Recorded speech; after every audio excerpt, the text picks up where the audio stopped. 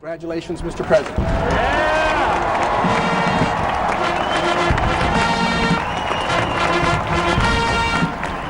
Here is the man out there to...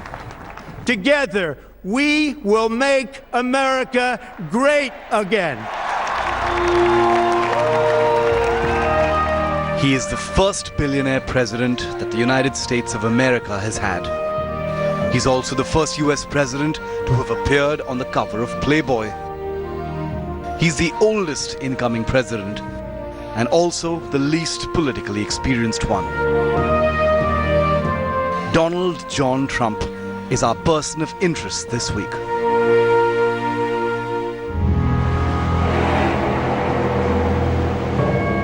Donald Trump's 6-week-old presidency has been marked with many firsts. Some protests, court battles, and also Twitter outbursts. Also first was his address to the US Congress this week. Thank you. Trump sounded as presidential as he ever has since taking office, a speech he rehearsed quite diligently. I am here tonight to deliver a message of unity and strength, and it is a message deeply delivered from my heart. But we know that America is better off when there is less conflict, not more. We must learn from the mistakes of the past. We have seen the war and the destruction that have ravaged and raged throughout the world, all across the world. The only long-term solution for these humanitarian disasters, in many cases, is to create the conditions where displaced persons can safely return home and begin the long, long process of rebuilding. At the same time, my administration has answered the pleas of the American people for immigration enforcement and border security. By finally enforcing our immigration laws, we will raise wages, help the unemployed, save billions and billions of dollars, and make our communities safer for everyone. I think for those critics who have criticized him for seeming like he's giving campaign speeches, I think he has finally gotten off the campaign trail and indicated that he's getting down. I think that was what stuck out for me. It certainly had a more presidential tone than his previous speeches, which sometimes appeared very scrappy and off the cuff.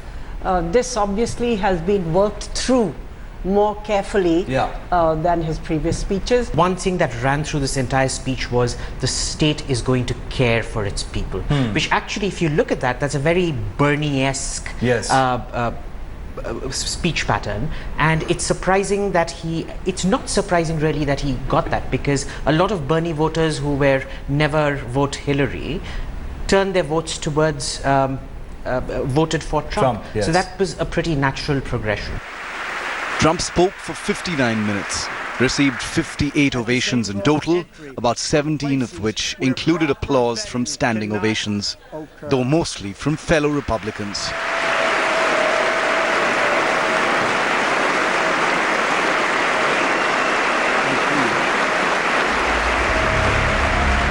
So although popular amongst his peers, ratings agencies show that Trump's approvals are the lowest of any president in the first month of their inauguration.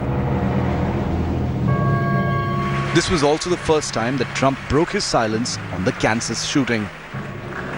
Recent threats targeting Jewish community centers and vandalism of Jewish cemeteries, as well as last week's shooting in Kansas City, remind us that while we may be a nation divided on policies, we are a country that stands united in condemning hate and evil in all of its very ugly forms.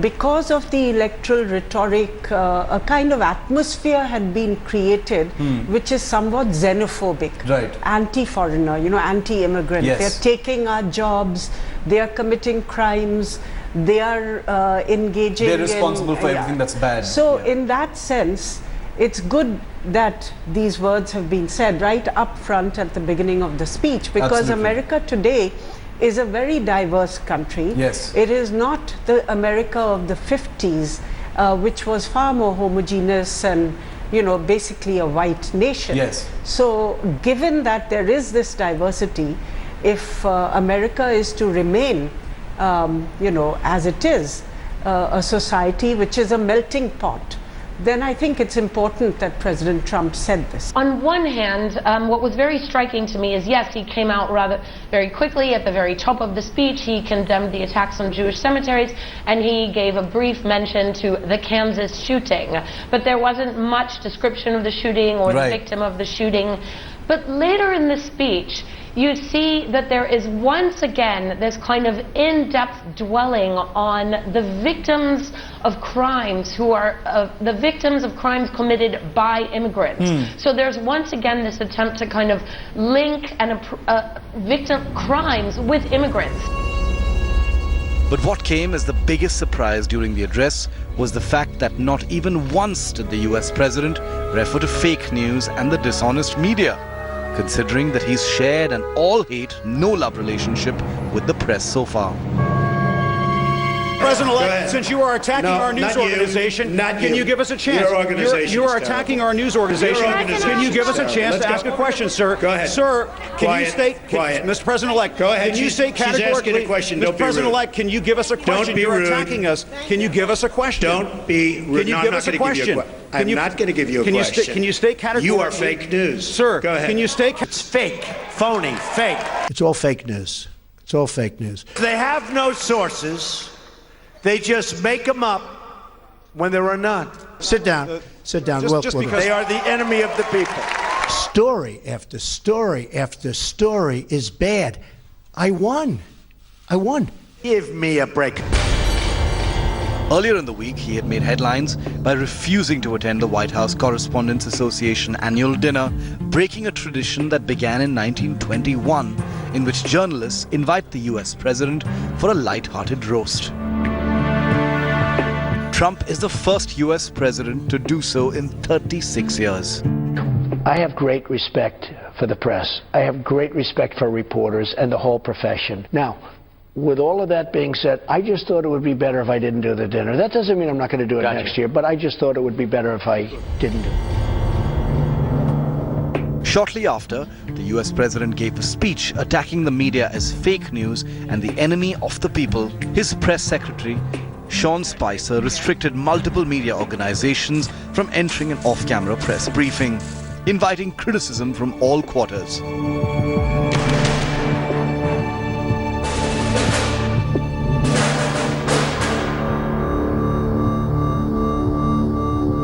Just a week before, Trump held a 77-minute press conference with reporters that media houses termed as the most unhinged public appearance ever by an American president.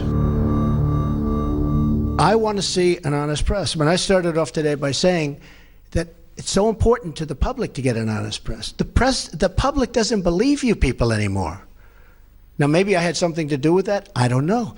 But they don't believe you. I just want to ask you, sir. I'm changing it from fake news, though. Doesn't that undermine... Very fake news. I know, but aren't you... Go ahead. Real news, Mr. President, real news. Aren't you concerned, sir, that you are undermining the people's faith in the First Amendment, freedom of the press in this country, when you call stories you don't like fake news? Why not just say it's a story I don't like? When I do that. Call it fake news, no, you're undermining confidence in our news media. Here's the thing. Isn't okay, that important? I understand what you... And you're right about that, except this. See, I know when I should get good and when I should get bad. And sometimes I'll say, wow, that's going to be a great story. And I'll get killed. I know what's good and bad. I'd be a pretty good reporter, not as good as you. Because I'm there. I know what was said. I know who's saying it. I'm there. So it's very important to me. Look, if you were straight, I would be your biggest booster. I would be your biggest fan in the world. It began soon after Donald Trump's inauguration ceremony on the 20th of January this year, when he criticized media for lowballing the crowd size at his swearing-in ceremony. We have something that's amazing because we had, it looked, honestly, it looked like 1.5 million people, whatever it was, but it went all the way back to the Washington Monument. And I turn on the thing, and by mistake, I get this network. And it showed an empty field. And it said we drew 250,000 people. Now, that's not bad. But it's a lie. And it isn't just the media that Donald Trump has locked his horns with. He shares an equally hostile relationship with the judiciary. Barely 7 days after taking oath as the 45th President of the United States of America, Trump announced some immediate policy changes to block undesirable immigrants from entering this nation of immigrants. And this is the protection of the nation from foreign terrorist entry into the United States. We all know what that means. Protection of the nation from foreign terrorist entry into the United States. Trump seemed determined to undo what Obama did, marking a draconian shift in US policy. He issued an executive order that denies refugees and immigrants from some Muslim-majority countries entry to the United States. With a simple stroke of his pen, President Trump issued extreme vetting measures intended to keep terrorists out of the United States. This is not the way to best protect the US or any other country in relation to the serious concerns that exist about possibilities of terrorist infiltration, but I don't think this is the effective way to do so, and I think that these measures should be removed sooner rather than later. That was the appeal I made. The details of the ban were more severe than expected, putting in place a 90-day block on entry to the US from citizens from Iran, Iraq, Syria, Yemen, Sudan, Libya and Somalia. It also suspended entry of all refugees to the US for a period of 120 days and terminated indefinitely all refugee admissions from Syria. It also capped the total number of refugees entering the US in 2017 to 50,000, less than half the previous year's figure of 117,000. This is not a travel ban. This is a temporary pause that allows us to better review the existing refugee and visa vetting system. Departmental leadership to implement the President's executive orders professionally, humanely, and in accordance with the law. The ban, which also affects refugees, was blocked by federal judge James Robart. Trump took to Twitter to refer to him as a so-called judge, then informed his followers that Robart himself should shoulder the blame should a terror attack occur. The more the courts align against him, crossing virtually all ideological and political divisions to do so, the more Trump insisted they are partisan and politically and willfully endangering the country. However, the latest reports from the White House suggest that President Trump's reviewed immigration order will remove Iraq from the list of countries whose citizens face a temporary US travel ban. Trump is expected to sign the executive order in the coming days. I don't think there's ever been a president elected who in this short period of time has done what we've done. And that is a true Trump fact. The president has signed 13 executive orders so far, all of them controversial.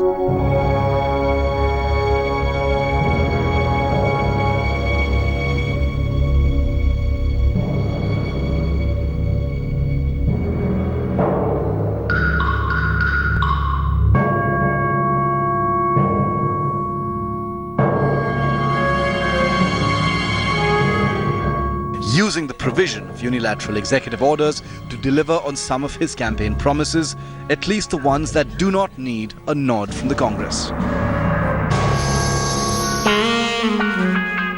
Barrels down the lane to reach the 100 days in office milestone, days in the White House have been unprecedented to say the least.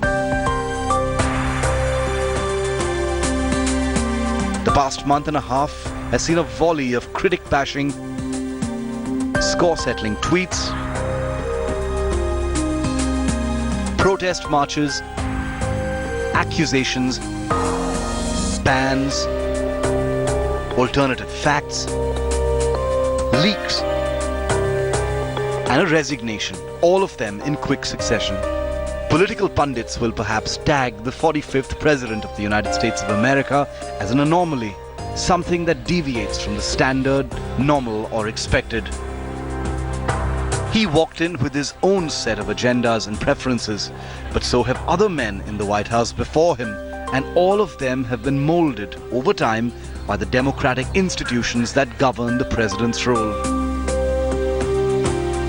So what is it about Donald J. Trump that has sent Washington circles into a tizzy, that makes the institution believe that he will rewrite the institutional rules? So is the establishment fighting back? Well, I think there's a very deeply entrenched defense, intelligence and foreign policy community in Washington that has had mileage from upholding the image of Russia as a Cold War foe long after the Cold War has ended.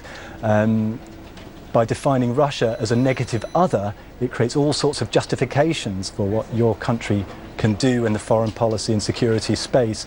By challenging that, it effectively takes away the justification for these people's roles and existence. And so, in a sense, Donald Trump poses an existential threat to what these people stand for. And I think you're seeing a sort of institutional backlash over and above all the questions about whether Donald Trump is fit for the office and what his aides have been doing in terms of talking to Russian officials.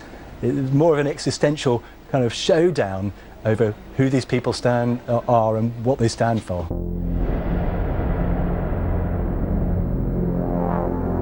Information leaks are nothing new in Washington. In the past, leaks coming from a US administration have surfaced generally with the intention to push a particular political or policy decision. Political pundits, however, claimed this time things are different. The leaks, it seems, are intended to harm the president and his reputation, prompting Trump to publicly vow to punish low-life leakers in his own administration.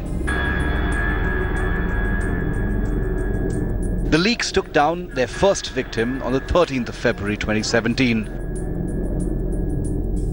National Security Advisor Michael Flynn's resignation just 24 days after the Trump administration took over was perhaps the first outward sign that the institution is fighting back its president. Flynn's resignation came amidst reports of potentially illegal interactions with the Russian ambassador to the United States before Trump was sworn in as president. The resignation brings the spotlight back on Trump and his Russia connections.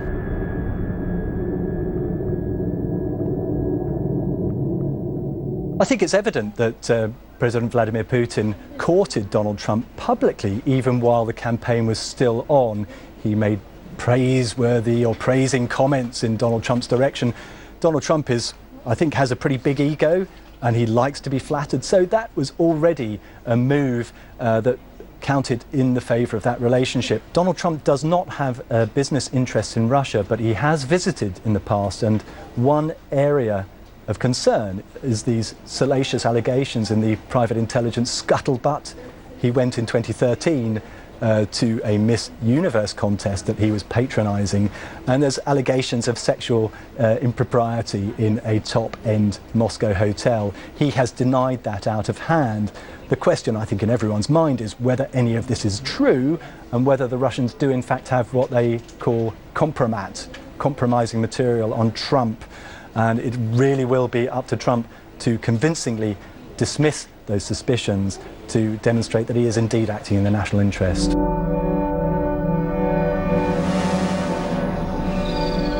While President Trump named Army Lieutenant General H.R. McMaster as his new national security advisor, he squarely blamed the illegal leaks for the downfall of Flynn.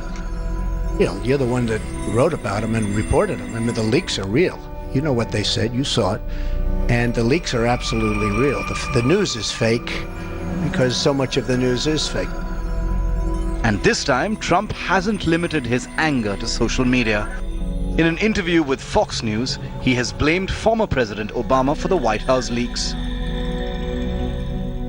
No, I think he is behind it. I also think it's politics. That's the way it is. You never know what's exactly happening behind the scenes. You know, you're probably right or possibly right, but you never know. No, I think that President Obama is behind it because his people are certainly behind it. And some of the leaks possibly come from that group. You know, some of the leaks, which are really very serious leaks because they're very bad in terms of national security. But I also understand that's politics. And in terms of him being behind things, that's politics, and it will probably continue. Trump also spoke out against the public backlash Republicans faced from angry constituents in town halls and district offices around the country. These follow the massive protests that erupted across the country during his inauguration and later at airports in response to the Trump administration's travel ban. Criticism came quick and from all quarters when he signed the notorious travel ban on Muslims. From angry tech companies in Silicon Valley to 4 US states suing the Trump administration over the executive order, the backlash came swift and virulent. And loudest amongst the opposition have been women of the United States of America.